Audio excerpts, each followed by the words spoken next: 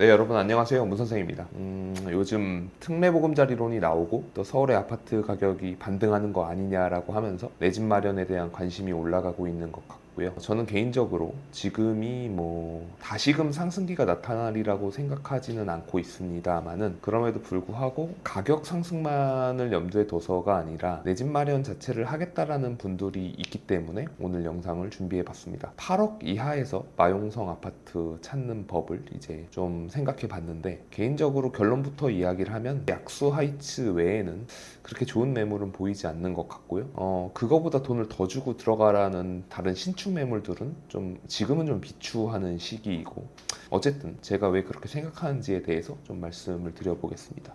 첫 번째로 이제 마용성에서 8억 이하 아파트를 찾는다라고 하는데, 솔직히 말해서 용산에는 8억 이하에 살만한 아파트가 없고요. 결론적으로 지금 이 대상분들은 특례보금자리론을 이용해야 되니까 9억 이하를 골라야 하고, 근데 또 이제 9억 딱 맞춰가지고 하면 조금 그러니까 8억으로 저는 이제 검색을 해보았고, 이 대상들은 주로 신혼부부나 사회초년생 대상입니다. 아직 자녀가 없거나 자녀가 있어도 아주 어린 분들이 참고를 했으면 좋겠고요. 또 부동산 초보여가지고 좀 두려운 분들이 이 영상을 보고 도움을 받았으면 좋겠는데, 기본적으로 약수 하이츠 아파트 굉장히 유명한 단지죠. 무려 2,000세대가 넘는 거 아주 대단지인데 그 아파트가 있고, 또 마포의 상록 아파트라고 있는데, 상록 아파트는 조금 세대수는 그렇게 많지 않는 600세대 가량 되는 그런 아파트인데, 개인적으로는 약수 하이츠에 높은 점수를 주고 싶습니다.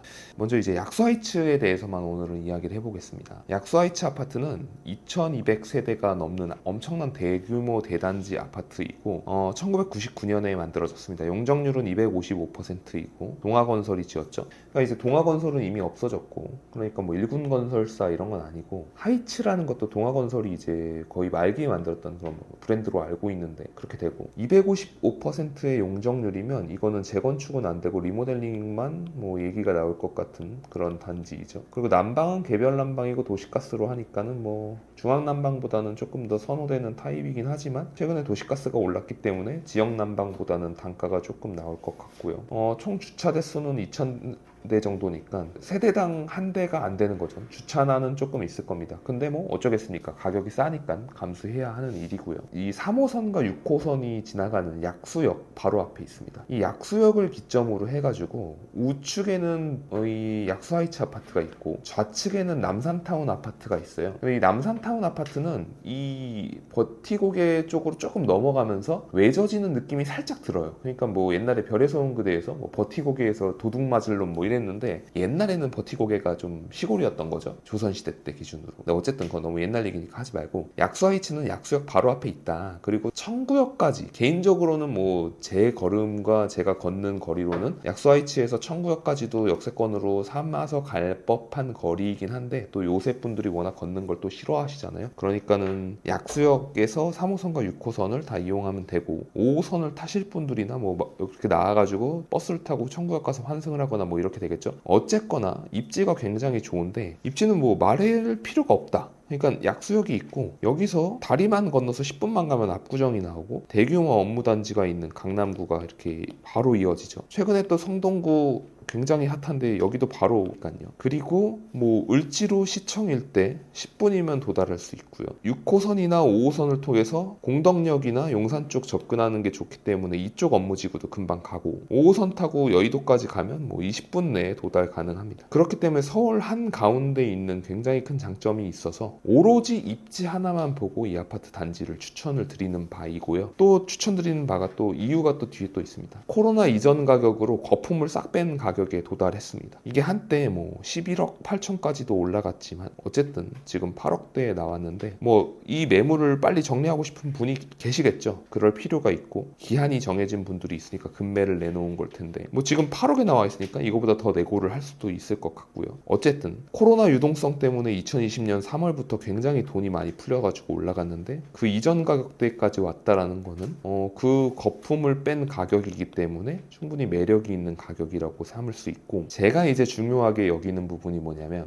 저는 이제 네이버에서 필터를 달고 검색을 할 때 가격대도 걸지만 세대수를 꼭 넣습니다. 왜냐하면 이 업자들이 빌라 다세대 다가구 같은 아파트를 지어놓고는 건축만 아파트로 바꾸는 이거 아파트다 사라, 자산을 사야 부자가 된다고 이딴 얘기하면서 팔아먹는데, 사실 뭐 제가 다세대 다가구를 비하하는 게 아니고 아파트를 사고자 하는 사람들은 아파트를 사는 이유가 있잖아요. 높은 환금성이라든가 내가 부동산을 보는 입지를 보는 눈이 없고 잘 모르겠지만 안전하니까 사는 건데, 단순히 아파트라는 타이틀을 갖고 있는 그런 아파트를 그냥 사면 안 되기 때문에 그거를 가려내는 가장 쉬운 방법은 세대수를 500세대 이상으로 검색을 하면 뭐 도시형 생활주택이니 뭐니 이런 거 싹 빠지고 그런 매물들을 검색할 수 있습니다. 근데 약수하이츠는 뭐 500세대가 아니고 2000세대가 넘는 엄청난 규모의 대단지이고 굉장히 랜드마크 아파트 단지이고 부동산에 대해서 잘 모르더라도 그 동네가 어딘지는 알아라고 하는 그런 동네이기 때문에 추천할 만했습니다. 그래서 왜 여기를 골랐나라는 하는 이유를 좀 설명을 드리면, 뭐 흔히들 부동산 뭐 업자들 무슨 뭐 가르치면 자산을 사두면 부자가 되고 뭐 들어가서 살면 되지 않냐, 먼지처럼 사라지는 게 아니라 주식이랑 다르다 뭐 이딴 얘기 하는데 다 헛소리고요. 자산을 사놔도 오르지 않는 아파트가 굉장히 많고, 지난 2년간 그렇게 가격이 올랐던 건 인류 역사상 가장 많이 돈을 풀었기 때문에 그 아파트들이 오른 거고, 지금도 굉장히 사람들이 착각하는 부분이 있는데 뭐 물가가 잡히고 금리를 좀 내리면 뭐 지방에 저기 아파트들 신축이라고 뭐 지어놓은 그런 분양권이니 뭐니 이런 아파트 공시 1억 이하 아파트들까지 다시 재가격 돌아올 거라고 버티는 분들이 계신데, 저는 그런 날은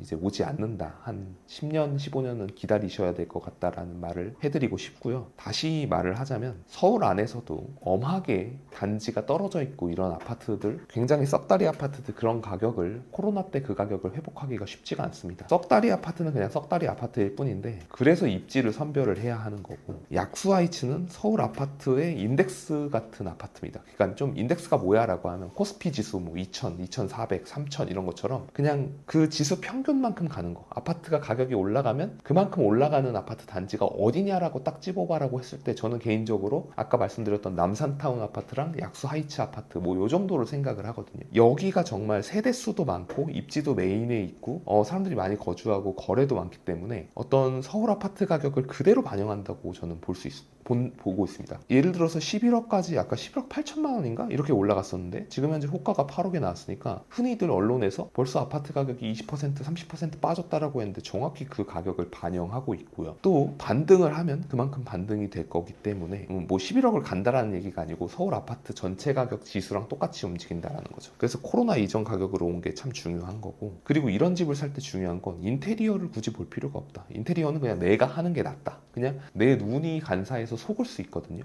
근데 어설픈 인테리어가 되어 있으면 어차피 사고 나서 내 마음에 안 들면 사는 김에 몇천 들여가지고 그냥 고쳐야겠다라고 생각할 수 있거든요. 그래서 오히려 인테리어가 안 된 집을 내고를 해서 싸게 사는 게 낫지, 굳이 인테리어가 됐기 때문에 비싸게 살 필요는 없다고 저는 생각합니다.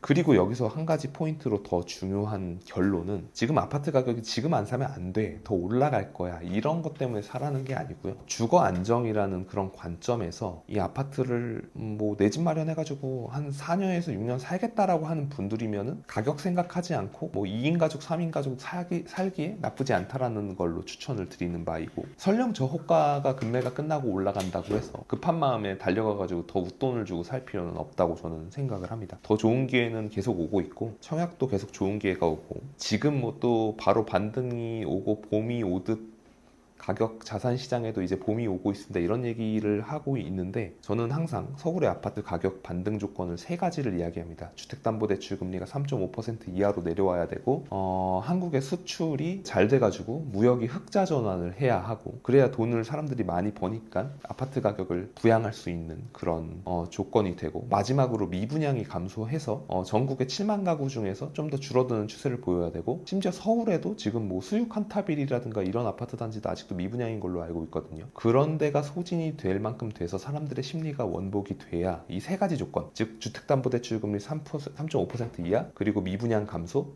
마지막으로 무역 흑자 전환으로 사람들의 주머니 사정이 좋아질 때 이 시점을 보고 있기 때문에 설령 금매 가격들이 사라지고 올라간다고 해서 추격 매수를 할 타이밍이 절대 아니다라는 말씀을 드리고 싶습니다. 저는 아파트로 돈 벌 수 있는 시기는 지금 아닌 것 같고 한 4, 5년은 지나야 되지 않을까, 최소 2, 3년은 지나야 되지 않을까, 이런 생각을 개인적으로 하고 있습니다. 어쨌든 이 영상이 특례보금자리론을 갖고 고민하시는 그런 신혼부부나 사회초년생들한테 도움이 됐으면 좋겠고요.